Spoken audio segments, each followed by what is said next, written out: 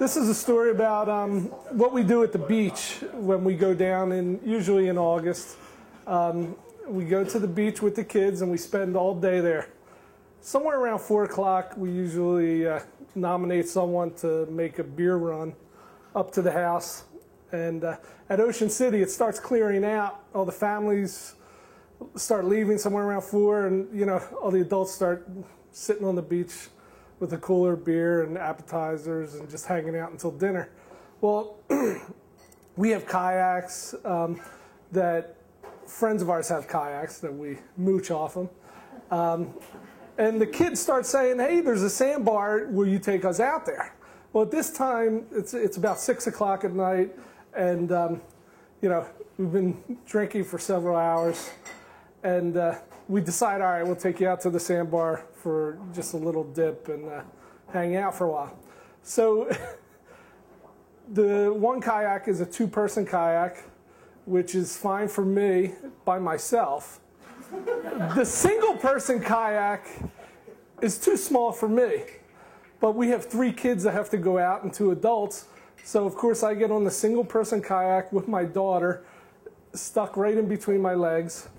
And my friend gets on the 2-person kayak with 2 kids, and we head out to the sandbar.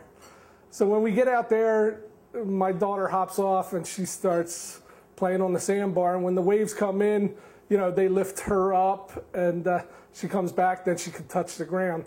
So the other kids get in also. And I'm on a 1-person kayak, and I'm right at the breakers, and I'm like, so I just hop in. So now I'm riding, holding onto a kayak with the kids, and my friend is just riding around in circles, basically waiting for us to be done. So he's on a 2-person kayak, and he looks over, and I see this look in his eyes is like, oh, man. And I turn and I look, and I see this object coming through the water, and it's about this tall, and it's pointy, and it's a shark. And it's probably 15 feet away, and he starts saying, get in the kayaks, get in the kayaks. And the kids start just grabbing on to any kayak, and I realize, oh, this is like terrible. So they start grabbing onto the single kayak because it's like right next to them. Well, I start grabbing kids. One is his kid. I throw him on the kayak with him. The next kid, who is just a friend who's on the beach, I grab her, throw her on the other kayak, and I grab my own daughter. She's on now the single-person kayak, and that would have been like just fine for her. Well, if you've ever been on a kayak, they're very hard to get on, especially when the waves are breaking and thoughts are going through your mind that this is like the last thing you're ever going to do is try and get out of the water. I grab the back of the kayak, and she's clinging on for dear life. And I grab the kayak, and I shove the back end under me. And now I'm jumping on it like a bucking bronco. And the kayak, and my feet are literally dangling in the water. And thoughts went through my head such like, it's over. This is the way, and I'm literally, my feet are in, I'm thinking, I'm going to feel it any second, like just ripping a leg off.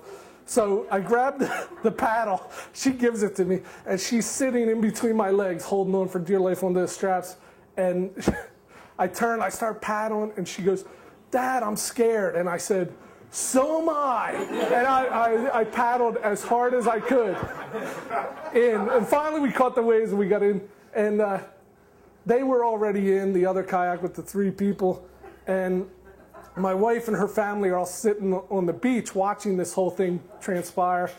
And lo and behold, they're telling the story later. Well, we saw them frantically coming in, then we saw you trying to get on the kayak, and one of them said, you can't get on the kayak like that. What's he doing? And sure enough, once they realized what we had seen, well, for several years we had told the kids it was just a stingray. And we kind of thought, maybe it was a stingray, but they eventually caught on and realized that. So we're at their house one day, and the kids, we had a fire in their fireplace, And somebody said, it smells like smoke. So they go outside and come back in, and they're like, yeah, it smells like smoke inside. So sure enough, one of the kids finally says, did you check in the crawl space? Well, some of the ashes from the fire had gone into there and caught something in the crawl space on fire. So he crawls under there and he yells out to me, get a bucket. I'm not kidding. So I get a bucket, we get the fire out.